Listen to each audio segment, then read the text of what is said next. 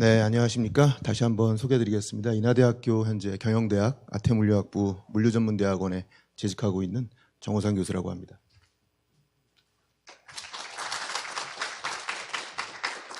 예, 우선 이렇게 좋은 기회 주신 우리 협회 관계자분들, 또 원재철 회장님 포함해가지고 다 감사드리고요. 또한 귀하신 시간 이렇게 시간 내서 와주셨는데 조금이나마 제 발표가 도움이 되었으면 하는 바람입니다. 자, 제가 제목은 사실은 그 AX 기반 글로벌 공급망 리스크 관리와 기업의 혁신 전략으로 잡아봤는데요. 이게 아마 오늘 그 세미나를 관통하는 전체 주제인 것 같습니다. 그래서 제목은 그렇게 잡아봤고요.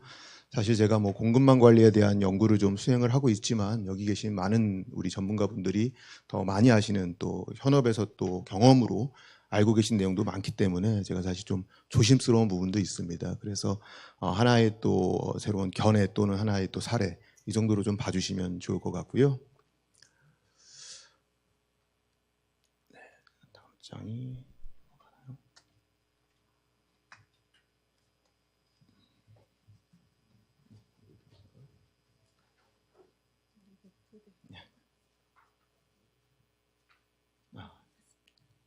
네.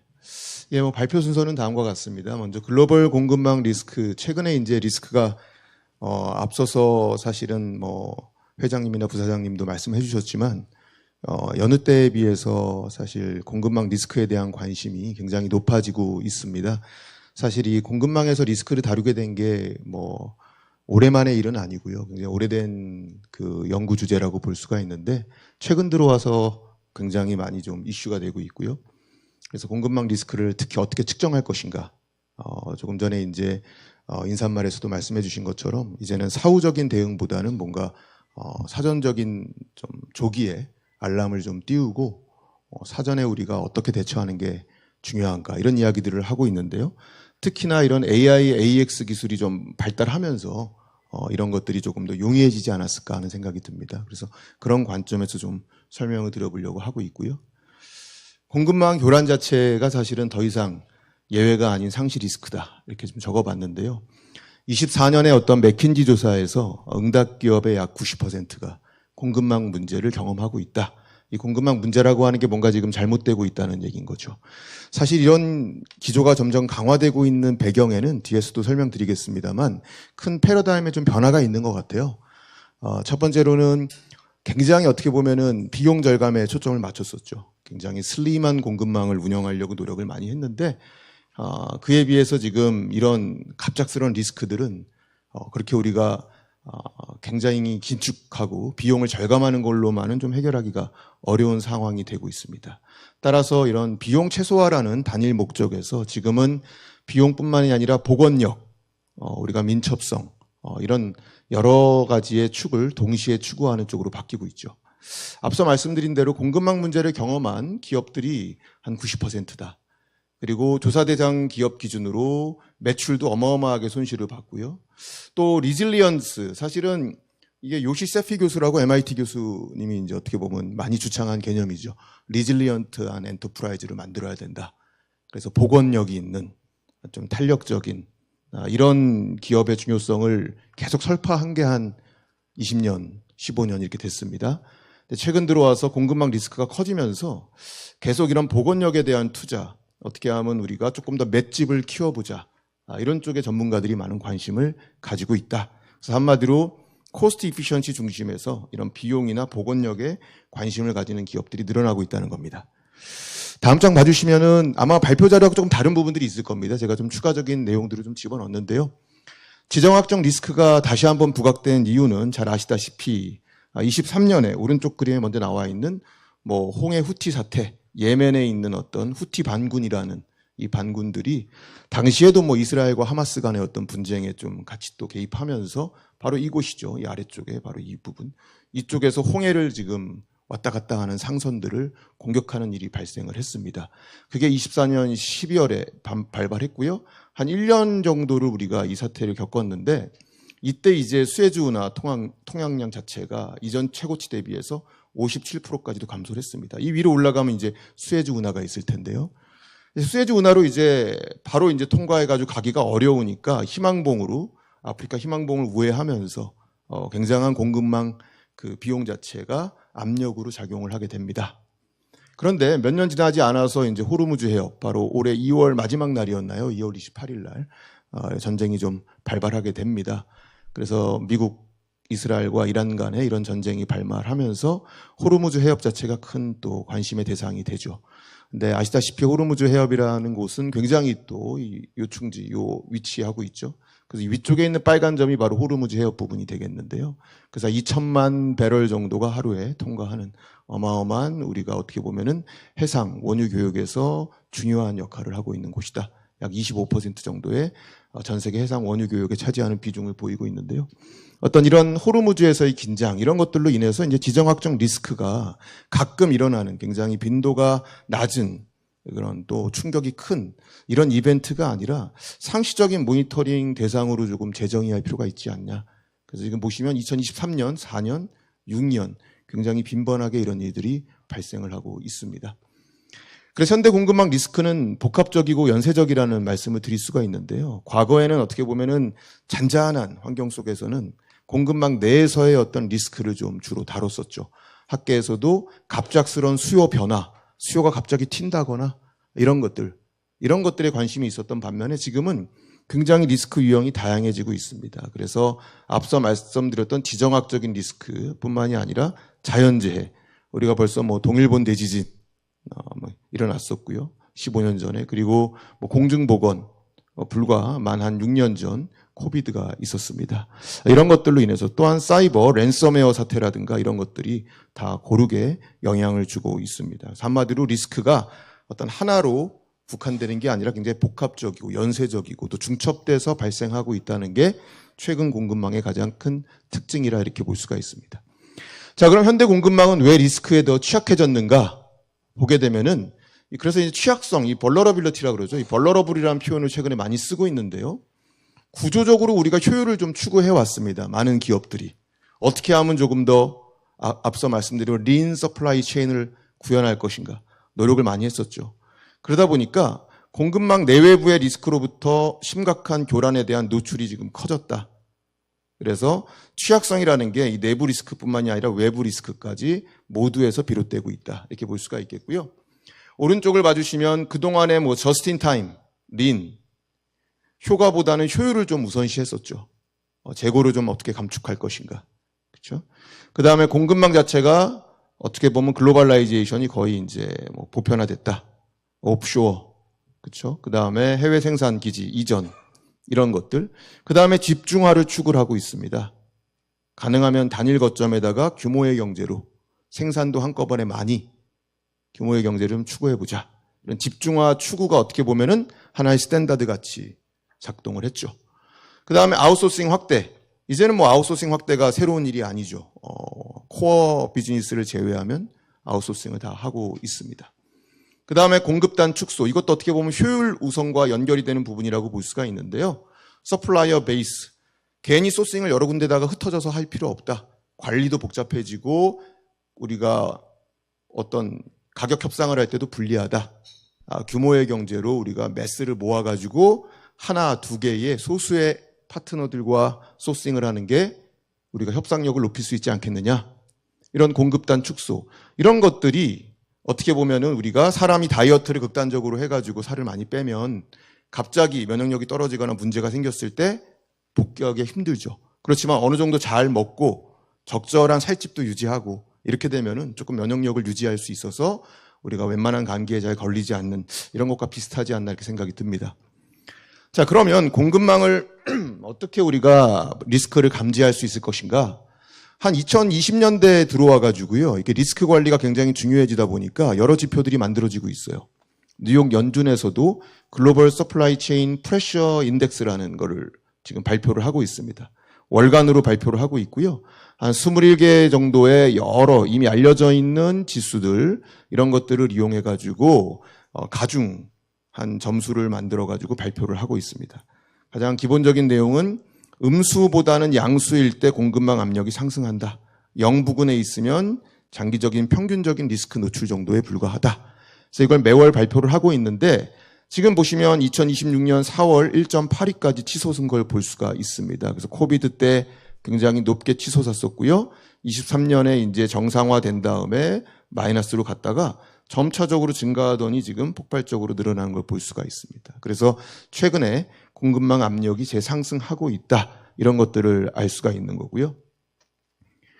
두 번째로는 세계은행 GSCSI라는 것도 있는데요. 이거는 글로벌 서플라이 체인 스트레스 인덱스의 약자가 되겠습니다. 주로 이거는 해상공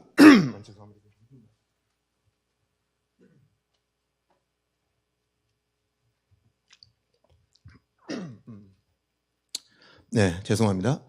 해상 공급망 스트레스와 병목에 좀 초점을 맞춘 지표라고 볼 수가 있겠는데요. 마찬가지로 이것도 세계은행, 월드뱅크에서 월간 발표하는 지표라고 볼 수가 있겠습니다. 이건 주로 이제 항만에 대한 병목, 그 다음에 혼잡도를 주로 포착해가지고 조기 경보하는 역할을 하게 됩니다. 자, 이런 지표들을 그럼 어떻게 활용해야 될 것인가? 물론 이 두 가지 지표뿐만이 아니라 뭐 BDI, 발틱 운임 지수라고 그러죠. 그 다음에 상하이 컨테이너 운임 지수, 뭐 그 다음에 지정학적 리스크를 우리가 또 볼 수 있는 지수들, 이런 것들이 많이 발표가 되고 있습니다. 그래서 이런 것들을 포함해서 저희가 한번 보게 되면은 그 GSCPI, 앞서 말씀드린 대로 프레셔 인덱스가 급등하고 스트레스 인덱스가 같이 올라가게 되면 당연히 단기 충격과 해상 공급망 스트레스가 심화되고 있다. 이렇게 볼 수가 있겠죠. 굉장히 고위험 국면으로 간주를 할 수가 있겠고요. 마찬가지로 GSCPI가 상승하는데 반면에 조금 해상 혼잡은 제한적인 경우, 뭐 이런 경우도 사실은 있을 수가 있죠. 그 다음에 특정 해상 구간에서만 스트레스가 상존하는 경우도 있을 수 있고요. 두 개가 다 낮은 값이면 어떻게 보면은 스트레스가 좀 낮은 상황이기 때문에 공급망에 대한 비용 효율성을 좀 제고할 수 있는 시기라고 볼 수가 있겠습니다. 자, 다음으로는 공급망 리스크 관리를 위한 핵심 경로를 식별하는 게 좀 중요한데요. 이 부분도 사실은 저희가 자료에 내가 추가적으로 넣은 부분인데, 앞서 말씀드린 지표만 말씀드리는 것보다는 지표를 우리가 계속 모니터링하는 것도 중요하지만 우리 공급망에 직접적으로 관련되어 있는 리스크 관리는 어떻게 할 것인가. 앞서 말씀드렸던 두 개 지표는 글로벌 환경에서의 공급망 압력이지만 우리가 실제로 속해 있는 공급망 압력은 어떻게 될 것인가를 좀 봐야 될 필요가 있겠죠. 자, 크리티컬 패스라고 하는 핵심 경로를 봐야 되는데, 이 핵심 경로 같은 경우는 크게 5가지 특징을 가지고 있습니다. 리드 타임이 긴 구간, 그리고 특정 단일한 공급원에 우리가 많이 의존하는 그런 노드나 또 특정 인프라에 의존하는 노드, 또 공급이나 고객 집중도가 높은 곳, 또는 병목이 발생하는 그런 링크나 노드를 우리가 핵심 경로라고 부릅니다. 이 핵심 경로가 문제가 되는 이유는 이 노드나 링크가 고장이 나거나 한마디로 갑자기 작동을 안 하게 되면, 즉 중단되게 되면 비즈니스 전체가 멈추는 위험이 생기기 때문이죠. 그래서 이러한 핵심 경로들을 식별해서 이들을 관리하는 게 좀 중요한데요. 자, 핵심 경로를 식별하기 위한 내용을 좀 보시면 FMEA라는 방식을 이용해서 우리가 그 핵심 경로에 대한 식별과 위험도를 좀 파악할 수가 있습니다. 앞서 말씀드린 대로 주로 병목이 이루어지는 구간이라든가 아니면은 의존이 높은 그런 구간에서 주로 문제가 발생을 하게 되면은 비즈니스 전체에 큰 파급 효과가 발생하게 되는데, 크게는 우리가 이런 노드나 링크를 식별하는 건 어렵지 않습니다. 왜냐하면 현장에 있는 전문가분들하고 이야기해 보면 우리 공급망에서 가장 문제가 되면은 비즈니스에 치명적인 곳이 어디냐 다 알고 계시거든요. 그렇기 때문에 실제로는 이러한 노드나 링크를 식별하는 건 그렇게 어려운 부분은 아니고요. 그럼 이 노드나 링크가 파악이 됐을 때 굉장히 많겠죠. 중요하다고 생각하는 노드나 링크가. 그중에서 그러면 우선순위를 어디를 높게 가져가야 될 것인가를 생각해 보게 되면 점수를 좀 매겨야 된다는 얘기입니다. 사실 이 기법은 제조 쪽에서 나온 기법입니다. 전사적 품질 관리, 이런 TQM이라고 아마 들어보셨을 텐데, 이런 품질 관리에서 사용하는 기법 중에 하나가 이런 FMEA였습니다. 근데 이 기법을 우리가 물류 쪽에다가도 쓸 수 있다 하는 개념인데, 기본적으로 점수를 매겨가지고 어떤 점수냐? 심각도, 그 다음에 발생 가능성, 그리고 사전에 감지할 수 있는가. 이 세 가지를 가지고 우리가 한번 살펴볼 수 있겠습니다. 보시면 기본적으로 앞서 말씀드린 대로 세 가지 지표라는 게 심각도입니다. 발생을 했을 때 얼마나 이게 심각한 문제를 야기할 것이냐. 그래서 1점부터 5점까지 점수를 매기는 겁니다. 예를 들어서 5점이 최악이죠. 이게 만약에 그 해당하는 어떤 특정 병목 지점이나 특정 구간에서 문제가 발생했을 때 우리의 운영 서비스 수준이 사실상 0에 근접한다. 최악입니다. 1점은 그에 비해서 직접적인 영향은 없는 경우죠.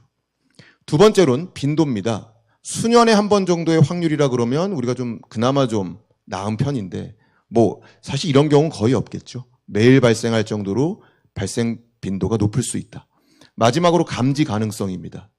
이렇게 우리가 심각하고 발생 가능성을 파악하더라도 감지 가능성이 매우 높으면 대처하기가 쉬운 반면에 마지막 5점 같은 경우는 감지 가능성이 사실상 제로입니다. 어떤 자연재해 같은 것들이 될 수가 있겠죠.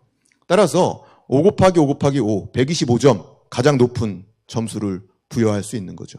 그래서 관리할 수 있는 링크나 노드들에 대해서 점수를 매겨서 곱해보는 겁니다. 당연히 가장 낮은 거는 1점이 되겠죠. 1 곱하기 1 곱하기 1, 가장 높은 거는 5 곱하기 5 곱하기 5, 125점까지 굉장히 다양한 점수들이 매겨질 거고 점수가 높은 노드나 링크부터 조금 관리하는 게 필요하지 않을까 이런 생각이 듭니다. 자, 몇 가지 사례를 살펴보게 되면은 먼저 애플의 사례입니다. 애플은 단일 최저 비용에서 복수 거점으로 바꿨다. 쉽게 얘기하면 2022년에 기억하실 것 같은데 정저우에 폭스콘 공장이 있었습니다. 당시에 제로 코로나 정책을 중국이 쓰다 보니까 공장 내에 이제 코로나 확산이 되니까 아예 그 도시를 봉쇄를 한 거예요. 그랬더니 대규모로 이제 열악한 환경 속에서 계속 방역을 하다 보니까 대규모의 어떤 충돌이 발생하고 당시에 아이폰 14 프로하고 맥스의 한 85%를 이 정저우 폭스콘 공장에서 생산을 했는데 아이폰 공급 대란이 발생하죠. 자, 이후에 그 애플이 인도 생산 비중을 지속적으로 늘리고 있습니다. 실제로 예상치를 보면 30%까지 인도 생산 비중을 아이폰 기준으로 늘리고 있습니다. 즉 지리적으로 다변화를 하고 공급망 가시성을 제고하고 이런 수요 공급 대응력을 개선하려는 노력이죠. 과거에는 한 곳에 몰아서 포커스드 팩토리라고 하는 집중화에 초점을 맞췄다 그러면 지금은 조금 그런 부분에 대해서 리스크 완화 정책을 취하고 있다. 두 번째, 토요타 같은 경우 토요타 자동차의 가장 유명한 게 뭡니까? 간반 시스템 또 저스트 인 타임 굉장히 유명한데요. 이런 저스트 인 타임 같은 경우는 재고를 죄악시하는 그런 개념이라고 볼 수가 있는데 이제는 저스트 인 케이스 아예 부품을 두 가지로 나눠가지고 일반 부품은 여전히 저스트 인 타임을 유지하지만 반도체 배터리 소재 등 대체가 어려운 핵심 부품에 대해서는 저스트 인 케이스를 사용하는 겁니다. 이것도 2021년 3월에 일본 나카에 있는 차량용 글로벌 반도체 생산 회사죠. 르네사스사가 화재가 발생하게 되면서 굉장히 이때도 자동차 생산에 차질이 발생하게 됩니다. 이런 것들을 계기로 이렇게 부품을 나누고 서로 다른 전략을 쓰는, 즉 토요타 같은 경우도 이제 저스트 인 타임을 폐기하는 게 아니라 저스트 인 타임과 저스트 인 케이스를 병행 사용하는 것으로 바뀌었다. 마지막으로 머스크입니다. 해운사에서 이제는 통합 물류 솔루션 기업으로 나아가고 있는데요. shipping 컴퍼니에서 더 나아가서 컨테이너 로지스틱스의 인티그레이터. 그래서 가장 재밌는 거는 캡틴 피터라고 하는 플랫폼, AI 비서 같은 걸 만들었어요. 그래서 사용을 해보시면 지금 현재 운송하고 있는 컨테이너의 온도라든가 화물 상태를 거의 니어 리얼 타임, 거의 실시간으로 확인을 해가지고 알람을 울려주고 의사결정을 지원하는 이런 캡틴 피터라고 하는 AI 비서를 플랫폼 기반으로 만들었습니다. 자, 이런 것들을 포함해서 앞서 말씀드린 예측 기반, 컨디션 베이스드 메인티넌스라고 하죠. 프리딕티브 메인티넌스라고도 하고, 그래서 사전에 정해져 있는 지표값들을 보고 알람을 울리고 적절한 조치를 레코멘드하는 이러한 솔루션들을 장착을 하고 있습니다. 자, 그래서 AI 시대가 돼가지고 그럼 뭐가 달라졌느냐?